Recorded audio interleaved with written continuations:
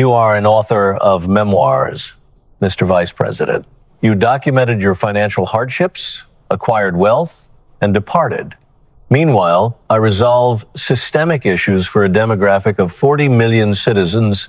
Gavin Newsom positioned himself at the podium, projecting the precise, identical grin he had utilized throughout 3 decades of navigating California's political landscape. It was the heavily rehearsed expression of an individual who inherently trusts that he is the most significant figure in whatever space he occupies. J.D. Vance did not return the grin. He offered no immediate rebuttal. He merely posed a singular inquiry.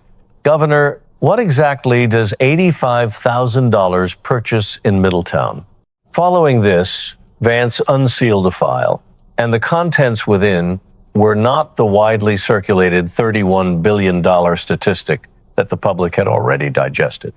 Rather, it was an internal dispatch that Newsom had formerly claimed was non-existent, a document harboring 4 catastrophic words the governor desperately wished to keep hidden. Governor's office has been briefed. Prepare yourself, because you are about to witness the fallout when a vice president raised in a mobile home park presents a memorandum that a mansion-dwelling governor denied having, proving that a $31 billion fraudulent loss was not a bureaucratic glitch. It was an intentional choice. Mr. Vice President, I manage the globe's 5th largest economy, Newsom proclaimed, 40 million residents. We dominate the planet in technological advancement, agriculture, media entertainment, and green energy. Our gross domestic product surpasses that of a majority of sovereign countries. I have overseen budgets that dwarf the entire economic generation of your home state.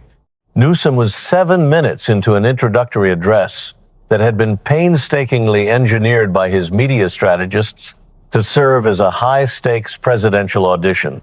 Every individual phrase was fine-tuned to exude massive-scale, undeniable capability, and that specific flavor of Californian arrogance implying, I have operated at a magnitude you cannot possibly fathom. He pivoted away from the panel and locked eyes with J.D. Vance.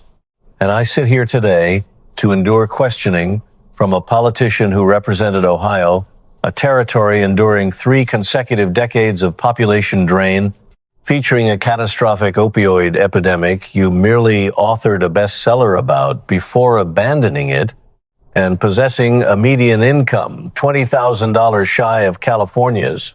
You monetized Middletown's crises, Mr. Vice President. You did not cure them. You capitalized on them. His vocal tone had settled into its optimal resonance that flawlessly tuned Californian baritone, the ideal frequency of a professional broadcaster. It was the identical cadence he had utilized to debate Ron DeSantis and arrogantly claim a win before the facilitator could conclude the prompt. With all due respect, you are a storyteller, I am an executive, and our scopes are simply incomparable. The spectator area behind the Democratic faction emitted murmurs of validation. Newsom's aides traded self-satisfied glances. However, the politician touting California as the planet's 5th largest economy had recently overseen the most catastrophic unemployment fraud in the history of the United States, $31 billion, while his own primary chief of staff was presently facing federal charges for declaring a $15,000 Chanel handbag as a valid corporate expense during an excursion the governor also attended. Vice President J.D. Vance sat silently at the distant edge of the panel, clad in a dark suit, lacking a tie, with his top button relaxed. His file rested on the table, slender, indexed, and visibly ordinary. He had offered no interjections during Newsom's prolonged introductory remarks. He had recorded 0 notes. His hands remained planted on either edge of the document with the absolute tranquility of an individual who has just endured a pompous lecture regarding immense scale and is now prepared to demonstrate precisely what scale resembles when it catastrophically breaks down. This individual was not the identical Gavin Newsom who had confronted Donald Trump 3 weeks prior. This version of Newsom had definitively analyzed the previous tape. The grin specifically, the one that had triggered an anxious, grimacing micro-expression when Trump amused the audience, had been formally banished. His drinking glass was situated securely out of reach. His bodily alignment was rigid, noticeably more guarded. It was the physical demeanor of a politician who had survived a merciless interrogation and had meticulously masked every single physical vulnerability the lenses had previously recorded. The facade had been patched, but a patched facade is never equivalent to the pristine original. Much like a fractured bone never truly regains its initial integrity. The mending was glaringly obvious through its strained flawlessness. His restraint was operating with excessive effort, demanding too much precision. It was the restraint of a subject who has obsessively watched his own blunders and is fiercely committed to avoiding the creation of fresh, detrimental footage. Vance flipped his folder open. Governor, you brought up Middletown. Allow me to clarify what $85,000 procures in Middletown, Ohio. A dwelling with 3 bedrooms, a front patio, a rear yard, and ample space to raise a family. He extracted a solitary piece of paper. Now, allow me to clarify what $700,000 procures in your territory. Governor, the public is aware that $31 billion vanished. The president addressed that 3 weeks ago. I will not reiterate that figure. I will explain precisely how the loss occurred, because the methodology is substantially more horrifying than the outcome. He bypassed the perpetrators. He focused entirely on the bureaucratic machinery. In April of 2020, your Employment Development Department handled roughly 1.2 million unemployment requests in one single week. The prior maximum was 57,000. That represents a 20-fold surge. The infrastructure was flooded. Nobody disputes this fact. The critical issue is, how did your leadership respond? He withdrew the paper and recited its contents in the deliberate manner. Vance always employed never relying on memory, because reading directly from the text conveys intense intentionality, and intentionality was the core objective. This committee procured, via a public records demand to the California Employment Development Department, an internal mandate dated the 17th of April 2020. This mandate originated from the Office of Labor Secretary Julie Su. The subject header reads, Expedited Processing Protocol for Pandemic Unemployment Claims. The order commands EDD personnel to, and I am quoting verbatim, suspend identity verification procedures on claims below $25,000 to reduce processing backlog and ensure timely disbursement of emergency benefits. Newsom's jaw clenched. It was the reconstructed jaw, the iteration following the Trump hearing, a jaw heavily conditioned to process devastating facts without yielding a noticeable flinch. The clenching was minuscule, the masseter muscle flexing by a fraction of a millimeter, his teeth locked together with the intensity of an individual absorbing information he already knew, but was now being forced to endure in a silent chamber filled with 40 cameras and an audience of 20 million. Alt identity checks, Governor. That indicates ceasing all efforts to verify if the applicant is a living individual, ceasing the verification of their Social Security credentials, ceasing the confirmation of their work history, halting the singular foundational safeguard that stops thieves from submitting applications under the aliases of deceased citizens, incarcerated inmates, and individuals who have never stepped inside California's borders. He flipped the document. This mandate features a circulation note, 4 distinct words. I need this panel to acknowledge them. Governor's office has been briefed. The atmosphere in the chamber fundamentally shifted. It was not a variation in volume, but a variation in gravity. Those specific words, Governor's office has been briefed, filled the hearing space in the identical manner that tangible items consume physical dimensions. One could not simply sidestep them or debate around them. The phrase proved he was aware, not after the theft transpired, not amid the ensuing probe, prior to any funds ever being distributed. his team was notified. He was fully aware that his labor secretary was stripping identity checks from millions of applications, and he chose to do absolutely nothing to intervene. Governor, I must ensure this panel comprehends the exact ramifications of this mandate. Our analysts calculated the arithmetic, the precise calculations that were possible in April 2020 for anybody willing to actually compute them. He recited the calculated data. The median fraud vulnerability per unchecked application, roughly $2,800.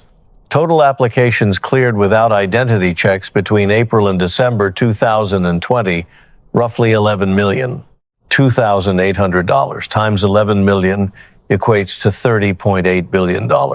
He placed the document gently onto the table. $30.8 billion. The definitive finalized theft amounted to $31 billion. The calculations were entirely visible before the theft commenced, Governor. Someone simply elected to ignore them. And allow me to demonstrate what halting those checks yielded. Scott Peterson, an inmate awaiting execution for the murder of his pregnant wife, Lacey, and their unborn child, Connor, submitted an unemployment request from his cell in San Quentin. Your infrastructure eagerly authorized it because your infrastructure had ceased checking whether applicants were breathing, liberated, or authentic. Newsom's right hand drifted toward his necktie. He was not fixing it, he was confirming it. It was the involuntary gesture of a politician whose physical form desperately required reassurance that his defenses were still intact, analogous to a combatant reflexively patting his ballistic armor. His fingers located the knot, verified its presence, and swiftly withdrew to the desk. The gesture spanned less than 2 seconds, yet that fleeting movement communicated to the entire audience that the individual residing within the tailored suit was no longer functioning on swagger, it was functioning purely on desperation. An artist from Memphis, operating under the alias Nuke Bizzle, submitted illegitimate requests via your EDD. He proceeded to film a music video regarding the theft and uploaded it to YouTube. The visual media explicitly depicts him clutching wads of stolen currency from your state's relief fund. He proudly boasted about the theft, Governor, on a global platform. And your infrastructure, the precise infrastructure you instructed your secretary to weaken, failed to notice. Federal authorities located the upload well before your department ever recognized the loss. Global criminal networks spanning Russia, China, and Romania processed applications from foreign territories, far removed from American soil.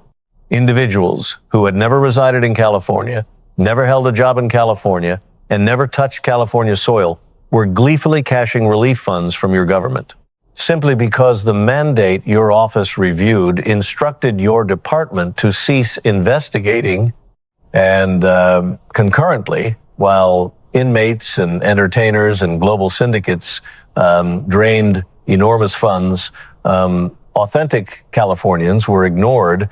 Maria from Fresno, an entrepreneur with 23 salon employees, dialed your EDD incessantly for 3 weeks.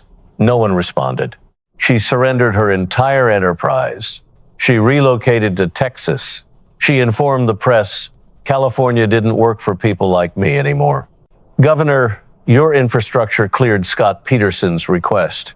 Your infrastructure ignored Maria's desperate pleas. That does not represent a mechanical flaw. That represents machinery impeccably structured to disperse funds rapidly, instructed by a mandate backed by your office to ignore where the funds landed. Newsom's jaw, the reconstructed jaw, the post-Trump jaw, clenched and rapidly released. The adjustment was substantially swifter than the reaction witnessed during the previous hearing, noticeably more constrained.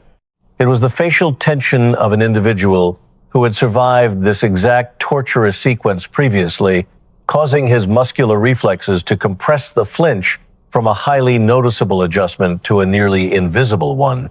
Yet, the compression itself gave him away. A jaw that recovers swiftly belongs to someone who has rehearsed recovering, and rehearsal denotes repetition, and repetition implies catastrophic injury. In Middletown, Ohio, when the local steel plant shuttered, my peers applied for aid. They presented their identification. They completed the paperwork. They demonstrated their humanity, their employment history, their termination, and their existence, because the protocols demanded it. Your protocols demanded literally nothing, and the price tag for taxpayers was $31 billion. I am not lobbing an empty accusation, Governor. I am reciting your own department's internal mandate, which explicitly reads, Governor's office has been briefed. He flipped to a new section of the folder. Allow us to review your application of the pandemic lockdown powers you granted yourself, the 6th of November, 2020. The French Laundry. The world knows you attended, Governor. The president reiterated this precise narrative 3 weeks ago. You consumed a $350 meal while forcefully commanding everyday citizens to abandon their Thanksgiving plans. I will not simply retell that narrative. I will reveal precisely who else occupied the chairs at that table. He extracted a fresh file, a panel-generated breakdown of the French Laundry attendee list, rigorously verified against California state administrative filings, 12 individuals. The panel verified all 12 utilizing dining receipts, financial transaction histories, and visual documentation. Out of the 12 present, 4 possessed active, immensely profitable regulatory items pending before California state departments at the exact moment of the meal. He voiced the discoveries aloud, bypassing the specific identities to emphasize the systemic categories. Attendee number 3, a medical industry director whose enterprise had a $340 million government contract extension pending before the Department of Healthcare Services. The contract was advantageously extended exactly 14 days following the meal. Newsom's lips parted, the foundation of a defensive retort beginning to formulate, Mr. Vice President, the characterization. The retort formed and immediately evaporated, not because Vance spoke over him, but because Vance utterly refused to yield the floor. He persisted at the identical auditory level, the identical rhythm, and Newsom's retort, which had been building momentum to declare the characterization of this meal as a lobbying event completely inaccurate, lost all velocity and vanished into silence. Attendee number 7, the chief executive of a green energy corporation that possessed a massive regulatory waiver request pending before the California Energy Commission. The waiver was approved with stipulations incredibly beneficial to the corporation within 60 days. Attendee number 11, a property developer holding an environmental impact assessment pending before the governor's Office of Planning and Research. The assessment concluded remarkably ahead of schedule in February 2021. He placed the findings down. Governor, I am not officially prosecuting a quid pro quo. I am merely reciting an attendee list alongside a timeline. 4 individuals, 4 pending administrative items, 4 spectacularly beneficial resolutions within a 90-day time span. That does not resemble a birthday celebration that inadvertently breached quarantine protocols. That represents a calculated assembly executed at $350 a head, indoors, lacking facial coverings, alongside influential figures who held active stakes in your administration. He locked eyes with Newsom. In Middletown, Thanksgiving serves as the singular occasion everyone genuinely gathers. My mother prepared food for 3 continuous days. Poultry, cornbread, yams. The entire block carried the aroma. Her holiday meal cost exactly $47 to nourish 12 individuals in 2020. Households in Middletown, households in California, households throughout the nation were commanded by executives exactly like yourself. You are forbidden. You cannot convene. You cannot prepare meals for your relatives, facing legal penalty. And while they complied because they inherently believed their executive, you occupied a table alongside 4 individuals possessing profitable stakes before your administration, dining at an establishment that demands per person what my mother paid for the entire gathering. My mother's meal cost $47 and nourished everyone she cherished. Your meal cost $4,200 and nourished four massive administrative rulings. Newsom's bodily alignment altered. The alteration was entirely physiological, lacking dramatic flair. It was the unavoidable shifting of physical burden that transpires when a human frame has maintained an inflexible posture for 20 minutes and the stance has finally turned unbearable. His shoulders, which had remained flawlessly rigid in a debate-ready posture since his introduction, collapsed inward to a measurable extent. It was not a total collapse, but a discernible shrinking. It was the silhouette of an individual who was suddenly commanding slightly less physical dimension than he had commanded 5 minutes prior, oblivious to the fact that he was doing so. Governor, the president informed you weeks ago that you expended $24 billion on the unhoused and failed to demonstrate the outcomes. I will demonstrate them immediately.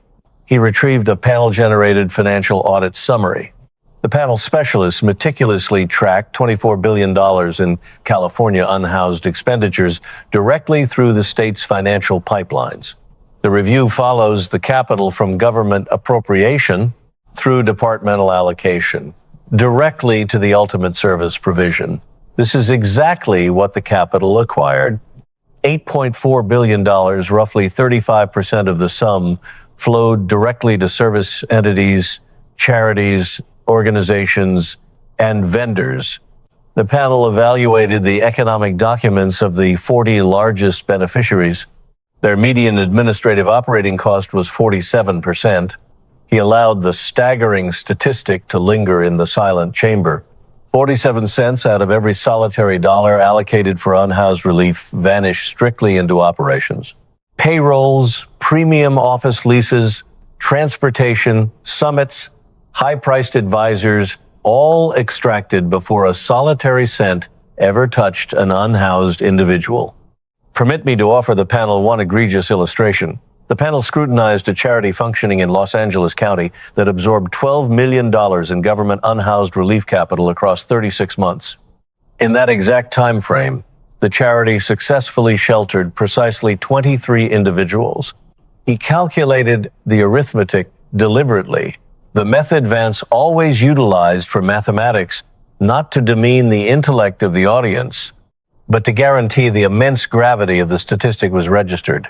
$12 million split among 23 individuals. That amounts to $521,739 for every single individual sheltered. The chamber absorbed the statistic the way chambers absorb statistics that are so monumental they turn conceptual, yet so incredibly precise they become vulgar. Over $500,000 per individual, Governor. Over in Middletown, Ohio, one can purchase an exquisite 3-bedroom dwelling featuring a front patio, a rear yard, and ample space for a household for $85,000. For the expense of sheltering one solitary individual inside your administrative machine, I could purchase 6 dwellings in Middletown, 6 households, 6 patios, 6 yards. You sheltered one individual inside an administration. And the mathematics deteriorates further, Governor. The panel's review did not solely track where the capital flowed. It tracked what the capital genuinely achieved. Throughout the identical time span, you expended $24 billion on the unhoused. The unhoused demographic in California expanded. It did not shrink. It did not plateau. It expanded by 31.6% per the Department of Housing and Urban Development. You expended more capital on the unhoused than any executive in national history, and the unhoused population is drastically larger. California accounts for roughly 12% of the national populace.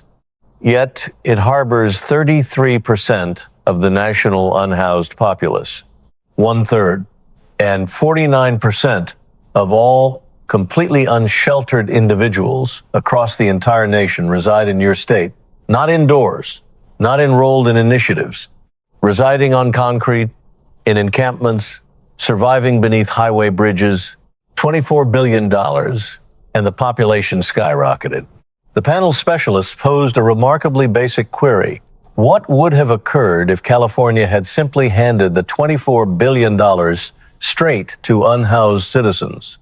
California possesses roughly 181,000 unhoused citizens. $24 billion divided across 181,000 amounts to roughly $132,000 per citizen. Governor, you could have handed every single unhoused citizen in your territory $132,000. That provides more than enough capital for a housing deposit, a year of leasing, rigorous vocational instruction, and severe addiction rehabilitation. And it would have cost less capital than what you actually expended, and it would have functioned. Because delivering capital directly to citizens functions exponentially better than delivering capital to administrations that siphon off 47 cents from every dollar before the dollar ever assists a citizen in distress. Newsom's throat entirely shifted hue. The redness, the precise deep flush that the catastrophic Trump interrogation had triggered manifested in full intensity. It was the creeping, gradual vascular heating just above the shirt collar that premium broadcast cosmetics simply cannot mask. His biology remembered, his throat remembered, the involuntary nervous network, which functions completely beneath the threshold of deliberate reasoning and cannot be suppressed by rigorous post-interrogation coaching, identified the terrifying environment. Irrefutable facts that cannot be deflected or countered, presented calmly by an individual who is not chuckling inside a sterile chamber that is not chuckling. The Trump interrogation had featured amusement. This interrogation featured chilling mathematics. And mathematics devoid of amusement is exponentially more devastating because amusement permits the observing public to interpret political destruction as simple spectacle.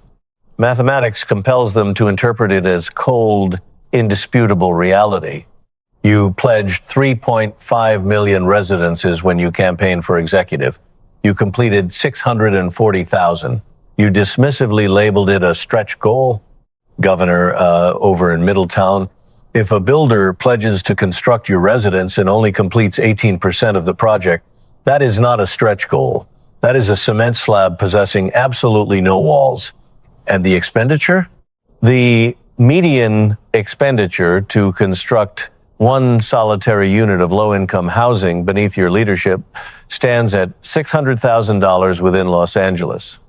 It reaches $700,000 within San Francisco, $700,000 for one minuscule low-income apartment. Governor, while campaigning for the Senate, I toured communities across Southeast Ohio where entire residences cost less than a fresh vehicle. Residents there would literally shed tears discovering that your administration expends $700,000 to construct one apartment. In Middletown, $700,000 does not buy an apartment. It buys an entire district. He arranged the financial review next to the EDD dispatch, the attendee breakdown, and the regulatory schedule. 4 catastrophic files resting on the table. A dominant administration summarized entirely through shattered machinery.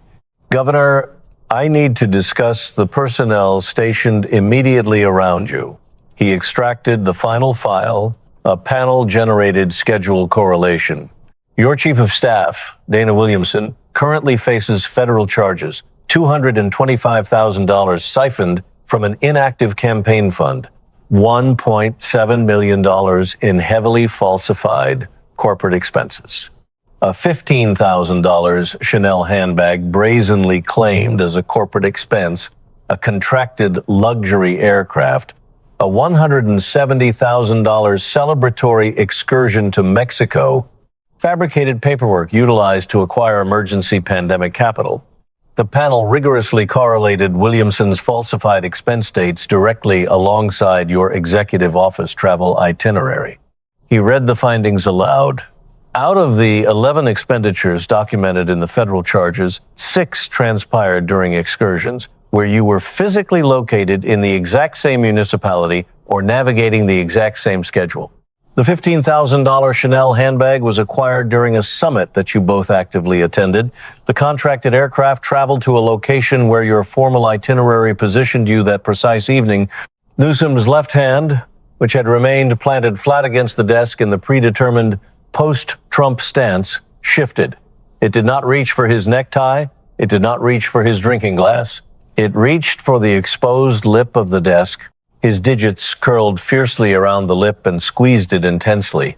It was the panic clench of a hand that urgently required stability because the ground had abruptly given way beneath it.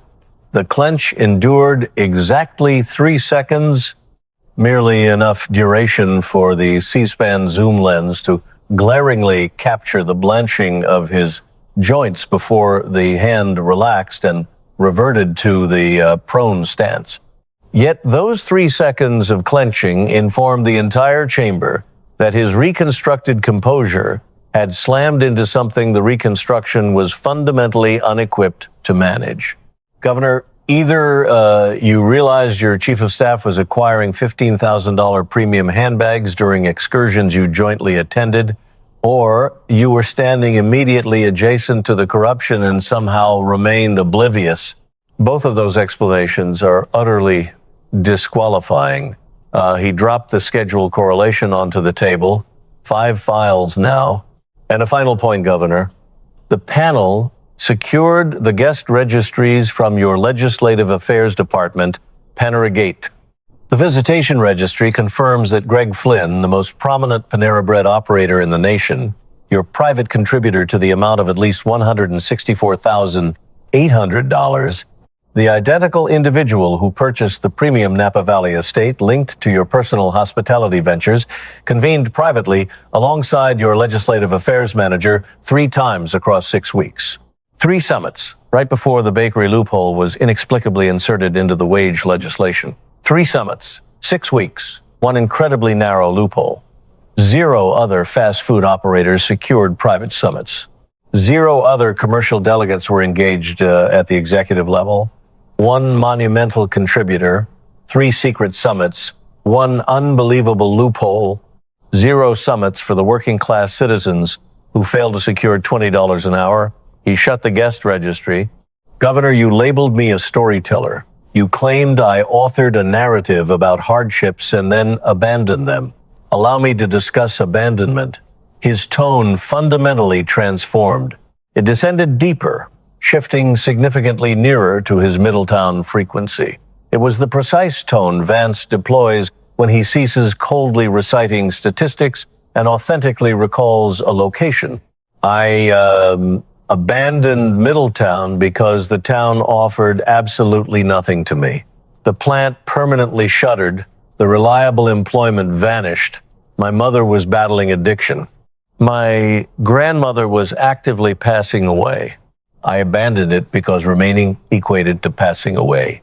Literally, chemically, the exact manner citizens in Middletown pass away every single day via a syringe or a tablet or a flask. Yet I returned. I return every single month. I travel down Route 4, bypassing the Armco billboard that remains upright despite the plant's demise. I park along Corwin Avenue. I enter the eatery.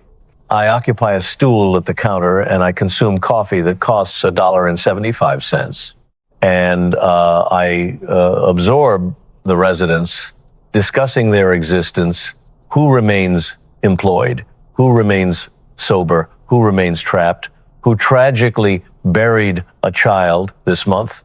I recognize the precise acoustics of that eatery. I recognize the aroma. I recognize exactly which tables require duct tape to secure the cushions. I recognize this because I genuinely return, not for a lens, not for a affluent charity gala.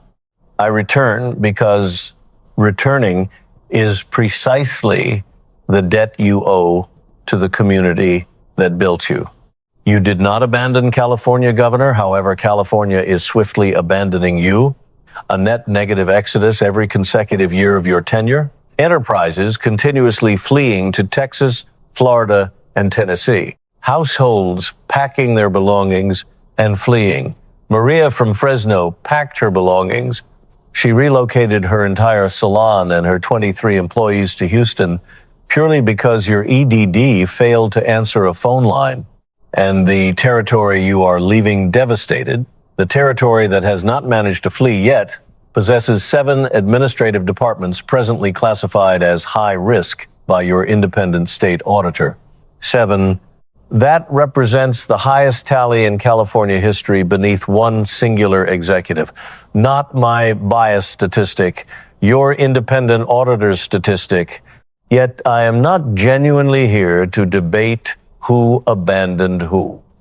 I am here to discuss who made a choice. The reality, Governor, is that every solitary controversy inside your administration possesses the exact same silhouette. The EDD mandate, an individual chose to halt identity checks, and your team was officially notified. The French Laundry, an individual chose to feast alongside 4 influential figures holding pending regulatory stakes while commanding 40 million households to remain quarantined. Panoragate, an individual chose to grant your contributor 3 secret summits and a loophole that literally nobody else secured. The unhoused expenditures, an individual chose to massively finance a machine that burns $521,739 per citizen sheltered, while Middletown eagerly offloads 3-bedroom dwellings for $85,000. Your chief of staff, an individual chose to ignore the Chanel handbag during an excursion you were jointly attending. 3 weeks ago, the president questioned if you possess the capability to manage California. I am not posing that question. I am posing something entirely distinct. Governor, did you deliberately choose this? Did you purposefully choose to bypass the theft safeguards? Did you choose to feast alongside influence peddlers amid a quarantine? Did you choose to shield your contributor? Did you choose to ignore the massive unhoused expenditures? Did you choose to remain blind to the Chanel handbag? Because the dispatch explicitly states governor's office has been briefed. The attendee list blatantly lists 4 pending regulatory stakes. The visitation registry confirms 3 secret summits. The itinerary irrefutably proves you were present when the handbag was acquired. 6 seconds, 7, 8, 9, 10, 11, 12 torturous seconds. Newsom's reconstructed composure, the composure that had been obsessively restored following the Trump interrogation, the facade that had been rigorously patched, the defenses that had been customized for every solitary flaw, the lenses had documented 3 weeks prior, crashed violently into the single inquiry it was never engineered to face. Trump's inquiry revolved entirely around capability.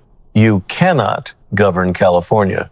Capability operates merely as an assessment. An assessment remains debatable. An assessment permits the slim probability that the candidate genuinely attempted and merely faltered. Vance's inquiry revolved entirely around intent. Did you choose this? Intent never functions as an assessment. Intent functions as a definitive verdict, and verdicts remain undisputed regardless of how aggressively you recite your territory's GDP. Newsom's expression remained frozen. The reconstructed expression, the post-Trump expression, the expression that had been totally redesigned to process incoming facts without yielding a reaction, yet the expression successfully designed to endure Trump's boisterous mockery was not designed to endure Vance's suffocating silence. Trump operated loudly, then silently. Vance operated silently from the absolute start, silent throughout the entire proceeding, silent while systematically reciting mathematics, silent while posing catastrophic inquiries, silent while enduringly anticipating responses that were simply failing to arrive.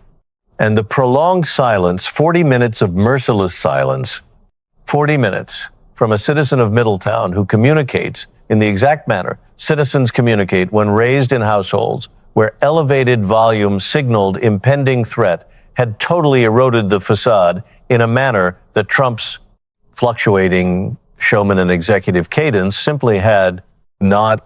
Newsom's gaze, the arrogant campaign gaze, the piercing debate gaze, the gaze that had stared back at 40 million residents through countless broadcast lenses and radiated the absolute arrogance of an individual who genuinely feels he has earned the presidency, sank downward toward a spot on the table.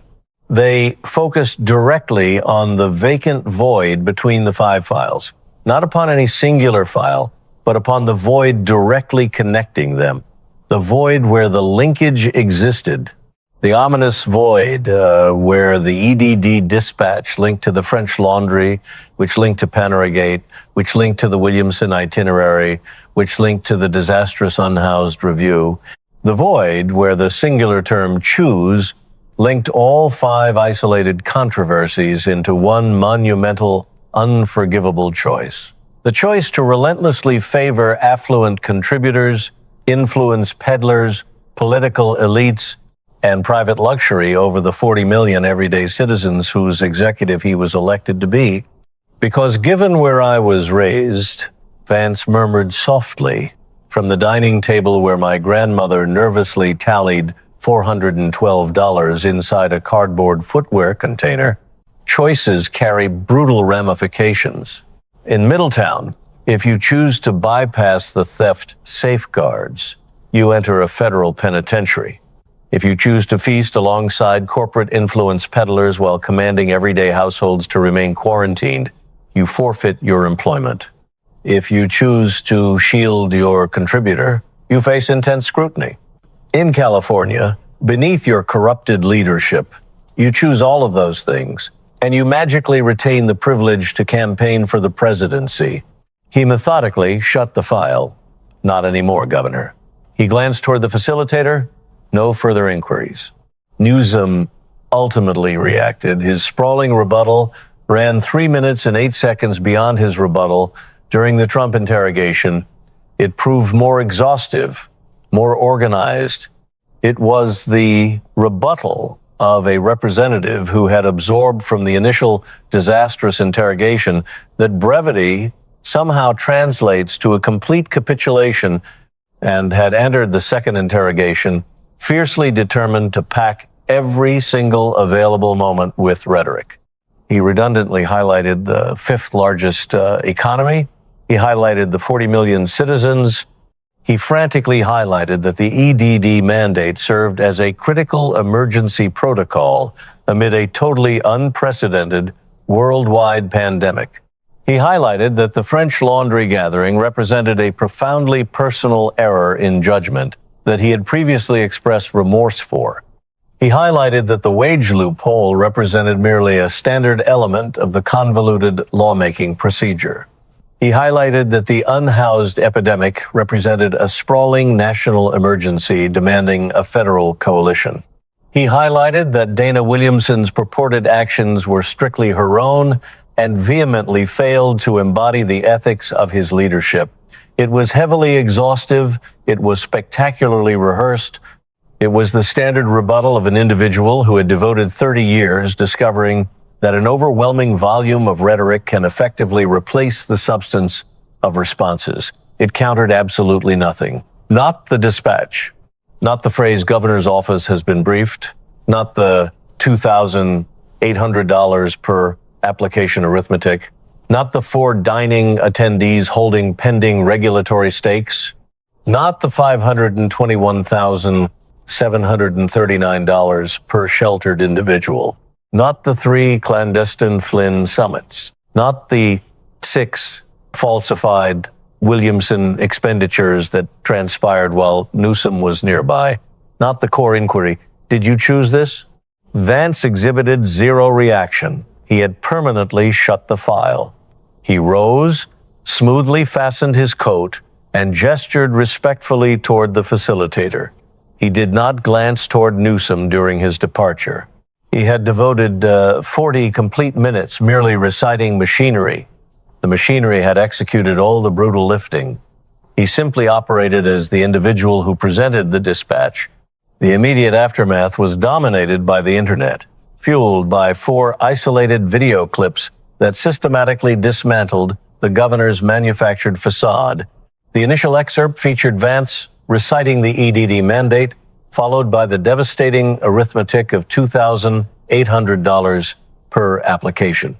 Flawlessly forecasting the catastrophic $31 billion deficit, it circulated 33 million times. Trump merely announced the disappearance of funds. Vance systematically proved someone deliberately chose to squander it. The second viral sensation highlighted the appalling $521,739 per person statistic. This clip showcased Vance's relentless mathematics, contrasting the monumental expense of housing a single citizen within California's bloated administrative machine against purchasing 6 family homes in Ohio. This catastrophic comparison propagated directly into the encrypted messages of California's legislative ecosystem, where state representatives discreetly forwarded the excerpt to one another alongside a quiet admission, he is not wrong. The third clip focused on Mama's Thanksgiving meal, contrasting the modest $47 spent to feed 12 relatives against the extravagant French laundry gathering. This footage circulated rapidly as pure class warfare material, emphasizing the repulsive divide between insulated elites authoring strict mandates and working-class citizens punished for disobeying. Ultimately, the fourth excerpt decisively annihilated Gavin Newsom's presidential aspirations. Featuring the devastating inquiry, "Did you choose this?" followed by 12 torturous seconds of absolute silence, it permanently shifted every controversy from tragic administrative blunders to intentional design. "Did you choose this?" conclusively defined a premeditated decision to prioritize affluent contributors above suffering citizens, proving exponentially more damaging than Trump's accusation of mere incompetence. The institutional fallout manifested almost instantaneously. The Department of Justice broadened its investigative parameters within 10 days, utilizing the internal EDD memo to bypass middle management and target the executive chamber directly. Concurrently, the Fair Political Practices Commission launched an inquiry into the French laundry gathering, while the State Assembly sanctioned a fierce independent audit of the homelessness budget expenditures. Politically, 2 merciless hearings had utterly annihilated a campaign painstakingly constructed over 30 years.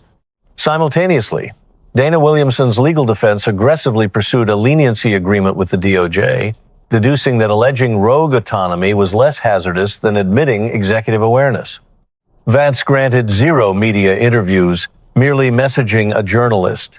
The math was always available. Someone chose not to do it.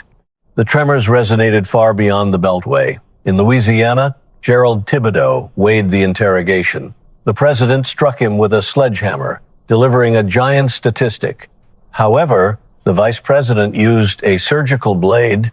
There is a massive distinction between a man whose house floods because the levee broke and a man whose house floods because he purposefully unlatched the gate. Vance found the exact hand resting on that gate. In Ohio, Crystal Atkins rested in a clinical break room. Trump struck the superficial layer, she observed. Vance excavated beneath that clamor to explicitly explain who elected to squander citizen capital. Viewing the absolute silence unfold, she murmured, "I continually ponder the $132,000 statistic."